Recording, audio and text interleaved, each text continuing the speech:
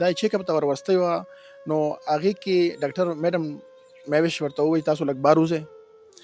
چونکې دا لیډي د چیک اپ ځای دی نو ده ورته ووایي چې زه نه وځم نو دې کې تو تو مې جوړ شل د ټینشن ماحول کریټ شو دا لږ د نشې لت کې دي آیس نشې لت کې دي نو هلته یې شپږ ډزه وویشته راجنپور سره تعلق ساتو خو فی الحال کې ډي اے سیکټر 6 کې پاتې کېدله او دې څلور بچي دي یوه بچی درې بچي دي موږ د اسلام دین اسلام موږ مذهب چې دی د دین نه د یو مین وجه دا د دین لرې کول دي موږ د خپل مذهب د خپل دین لرې شو یو په ماشومانو باندې بیا په زنانو باندې لا ډس کول خو ډېره زیاته لرې خبره ده. زه وایم چې غوزارم چې کوم دی ډېر زیات ناروا او ډېر بد عمل ګڼلی کېږي. یو ډېره زیاته بده پېښه وه چې یو ډاکټره وه مهوش نامېده.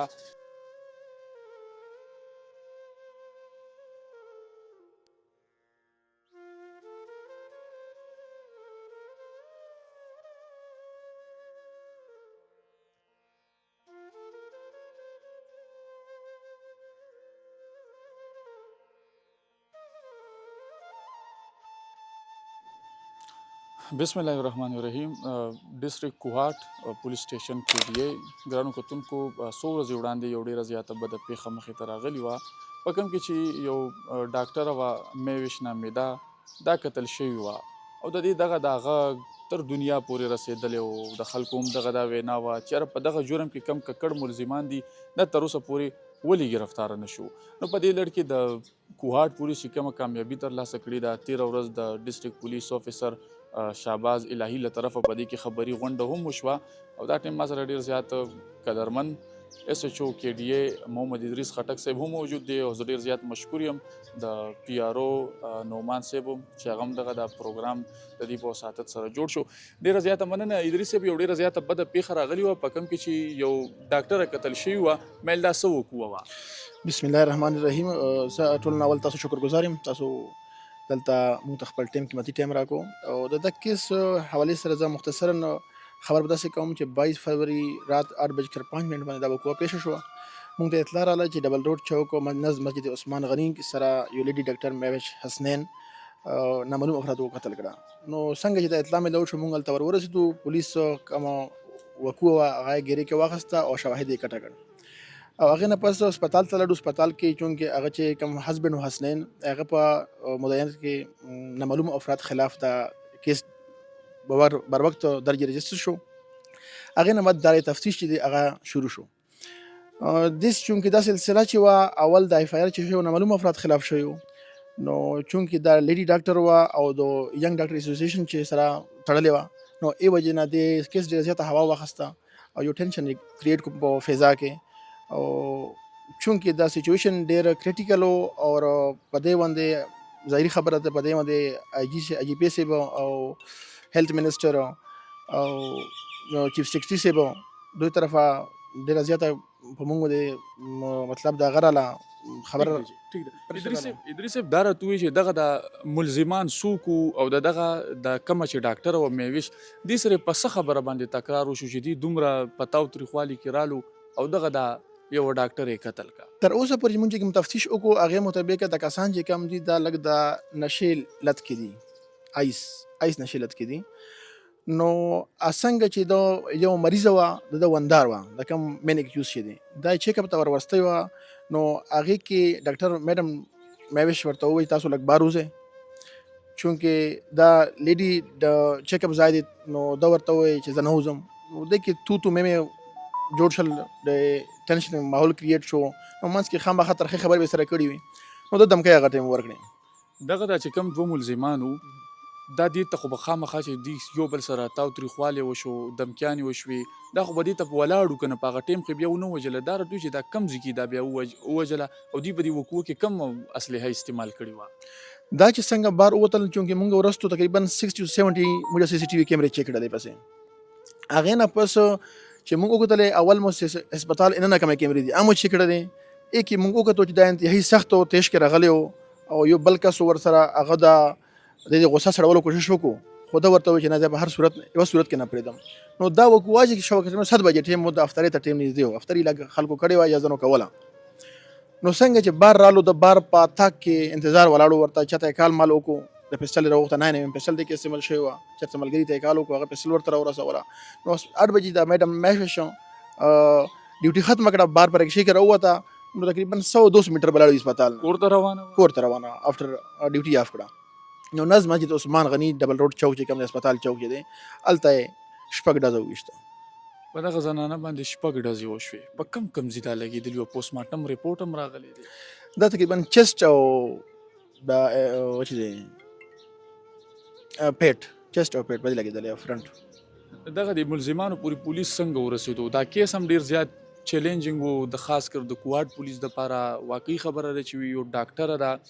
او د ډاکټرې بیا خو چې ډاکټر ووجني بیا زموږ په دغه پښتو روایاتو کې خو ډېره کمه مونږ ګورو چې په زنانه یا په ماشومانو باندې څوک ګزار کوي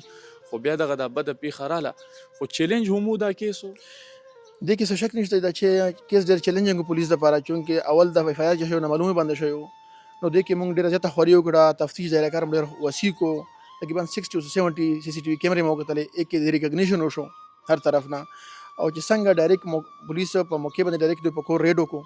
په کور کې دوی موجود نه نو مونږ ته دا اتوماتیکلی کنفرم شو دا کیس دوی کړی دی کسانو کړی دی سیف علي او حیات ګل دغه چې دا کومه ډاکټره وه دا اوس په دغه کې قتل شوه دې تعلق د کوم ځای سره و د دې بچي وغیره وو ځکه دا خبر ډېر زیات په دې تصویران هم چلیدو چې د دې څومره بچي چې کوم دغه یتیمانان پاتې شو د دې ډاکټرې چېرته و کوم ځای سره تعلق لري دا بیسیکلی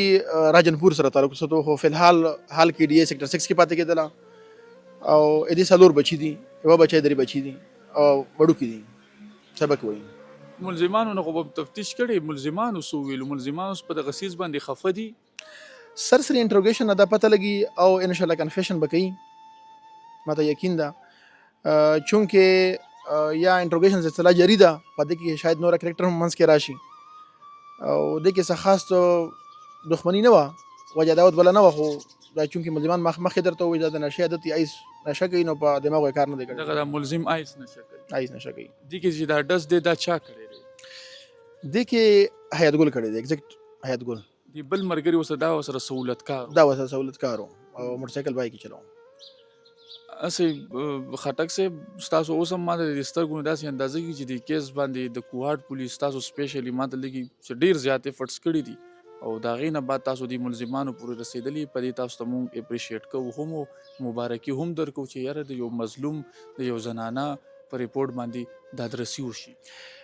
ما اجازه دلته اول رالم ما ته فرست ډے یو 302 شو په سیکنډ ډے 2 302 شو دوه زنانه چې وجلې وې په دا کور کې کې ډي اے کې او دا دریم کیس ته ما لپاره الحمدلله د دوه کیسونه الریډي ټریس دي او دا دریم هم ټریس شو زه الله پاک ډېر شکرګزار یم چې ماته دا طاقت راکو او ماته د عزت راکو او ان شاء الله چې ما ټولو جرم پیش افراد دا میسج دی چې دوی ته ما مخکې هم ویلي دي چې جرم اول کوئ ما چې کوئ اول 10 ځله سوچ ورته کوئ او چې وایي کې ان شاء الله زه به تاسو ته سوچ موقع بیا نه درکوم که تاسو پاتال کې هم ولې تاسو به زه راوباسئ ان شاء الله دلته هم راوړم ادریس صاحب بحیثیت یو پولیس افسر به څه ویل غواړي چې زموږ د پښتانه ډېر تیز نه وي چې موږ هسپتالونو ته لاړ شو یو څیز خو چې کم دی تاسو به هم ځئ موږ به هم ځو